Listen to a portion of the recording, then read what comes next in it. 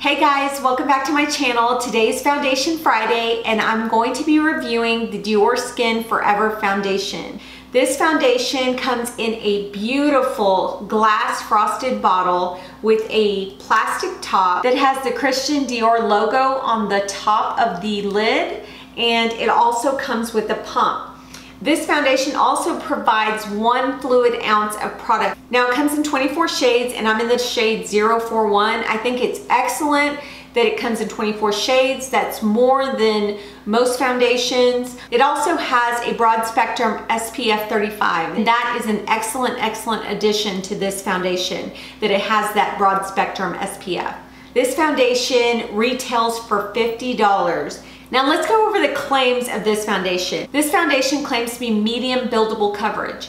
It is a medium coverage. Now, in order to get it to the full coverage, you're gonna have to put another layer. When I did my first application, I put 1 layer. It looked beautiful on the skin, and then I went in with a second layer so that it could be more of a fuller coverage. So it claims to be for all skin types. I'd have to disagree with that. I am a normal to oily skin type. So I'm oily in my T-zone, normal everywhere else. And in my opinion, this foundation does not play well with oily skin. Now I'm gonna get into more detail when I talk about the longevity and also the primers that I use with it.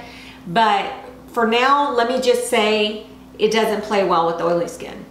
So the foundation claims to have a luminous matte finish. I wouldn't say that it's luminous. I would say it's more on the semi-matte side.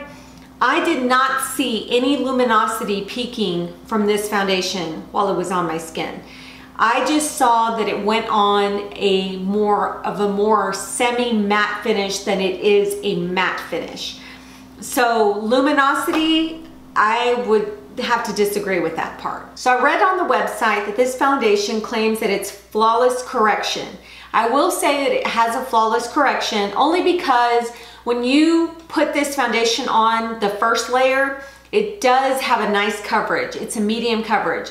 But you can put a second layer or even just put it on areas where you feel like you need more coverage to cover those imperfections, and I really feel like this foundation does that. It claimed that it was exceptionally comfortable. I wouldn't say that that's true, because when you wear this foundation, you know you're wearing makeup and it feels like you're wearing makeup. You don't feel like it's super heavy on your face, but you do feel like you have a layer of makeup on. Now to me, feeling that you have a layer of makeup on your face, to me, that would not be comfortable to most people. So I wouldn't say that it was a very comfortable wearing foundation. It says that it has poreless effect on the skin. That is not true in my opinion. I believe on the initial application, it looks good. It covers your pores, it covers like the fine lines, it doesn't sink into the fine lines, it doesn't sink into the pores, and it looks all good when you first put it on. But throughout the day, as the day went on and it progressed and you know, you got to the maybe 4th or 5th hour, you're gonna see your pores accentuated if you have oily skin. Now, I can't speak for people who have dry skin, but for me, I have that oily T-zone and this sucker looked horrible. I mean, it looked horrible. I mean, my pores were accentuated. It just looked bad. And so I had to actually blot to make sure that I, you know, got all those excess oils off of my skin. And even when I blotted, guys, it just did not look flawless. It looked like cakey, like I had a lot of makeup on. It just looked bad. I would say that initially, it has a poreless effect. Throughout the day, that poreless effect, it goes right out the door. Okay, so let's go ahead and talk about the application. I apply this foundation with a brush, which I use the Morphe M439 brush. And I also applied it with a beauty sponge. I did not like the application with the beauty sponge. I loved it with the brush. The initial application of this foundation goes on so beautifully with the brush. It blends in so well. And it also has a more fuller coverage with the brush. So it went on really well with the brush, and I didn't really care for it with the beauty sponge. Now the consistency of the foundation is more of a thick consistency. It's not super thick like a cream, but it is a thicker liquid consistency, and you'll see right there, it's not dripping down my hand, but it is a thick consistency, and I'll kind of give you a little swatch there. That's how it looks. So let's go ahead and get into the longevity of this foundation. This foundation claims that it lasts 16 hours. I wore this foundation for a whole week, and not one day did it look good past the 4th or 5th hour.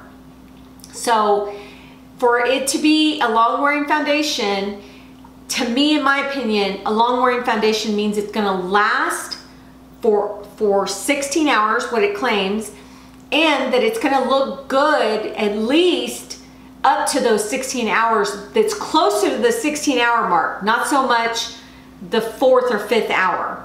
I didn't have good results with this foundation as far as longevity is concerned. So having said that, let's go into the primers that I used.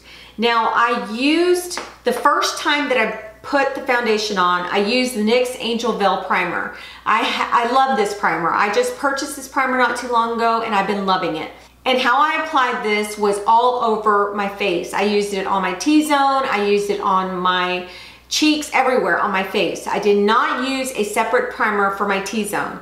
So that's how I applied this. Now, I used it with the foundation, and when I used it with the foundation, I set it with the Well People powder. So that day that I wore it, it looked really nice, you know, 4 hours later. But as soon as, after the 4th hour, this stuff started just caking on my T-zone. Like I said, my pores were accentuated. But I think this primer actually lasted a lot longer than the other primers I'm gonna show you. So it went on beautifully with this. It looked really nice on the skin, but it did not last very long. So then I went in with the Fenty Beauty Primer. I love this primer, guys. I've been loving the whole Fenty Beauty line, but either way, this is about Dior. I applied this all over my skin. I did not use a separate primer for my T-zone, and the application of this on this did look beautiful initially. This one didn't last as long as the Angel Veil Primer. This one actually started breaking up right before the 4th hour. So it just looked, again, it did not look nice on my skin. Everything was accentuated, pores, lines, cakiness. I mean, it just looked horrible. So then I decided, you know what? I'm gonna go in with my old faithfuls, and it's the Smashbox Photo Finish Primerizer and the Sephora Beauty Amplifier. Now, initially, I just went in with this one because I just wanted to see, maybe with this one, if I put it all over my skin and then add the foundation, there might be some chance where it doesn't cake up or anything like that. Now, you guys know that I always use something on my T-zone, but I wanted to see what the poreless effect was about. And when I used this, I did not set it with the powder. So I used this, I applied this on top of this primer, and there again, this did not hold up. Now I will tell you, with this one, I looked like a hot mess that day. I mean, I looked greasy. I mean, you could cook an egg on my face. That's how gross it looked. I mean, it was gross. It just looked tacky. It was gross. So I had so much oil coming out of my T-zone. I wanted to go wash my face. That's how bad it looked. So this did not work. So the next day I said, well, you know what?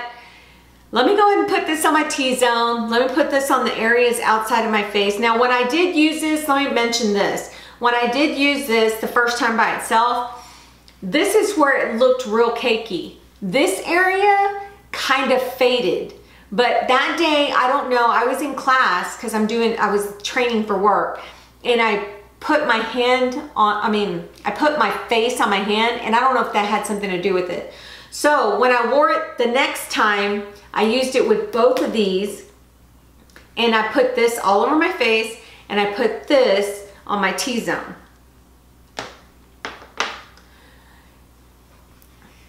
Guys, I used this And you know, this is my jam right here. This is what keeps me matte. It doesn't make me oily, and this would not work well with this and this. This little combo did not work well with this. So by that time, I was like, I've given this a good test run, and by the 4th or 5th hour every day, I wanted to wash my face. It just looks, it's just horrible. It's a horrible foundation for me. If you have oily skin and you are just determined to use this foundation, I would suggest that you go to a Sephora, get you a sample, and try it before you buy it. It's 50 bucks, guys, $50. And for $50, I would expect a little more from the foundation. It just did not work well with my skin type. So it was a complete fail for me. Now, let me just say this. I am not trying to bash Diorskin Forever. I think this foundation works well on a lot of people. I've seen people on YouTube use this and their skin looks gorgeous. It looks beautiful. It just didn't work for me. I still like Dior products. I still love their eyeshadows, you know, their blushes, all the other products that they have. I have tried a few of them and I like them, but this one didn't work for me, so it's a fail for me. Either way, let's go ahead and get into the demo.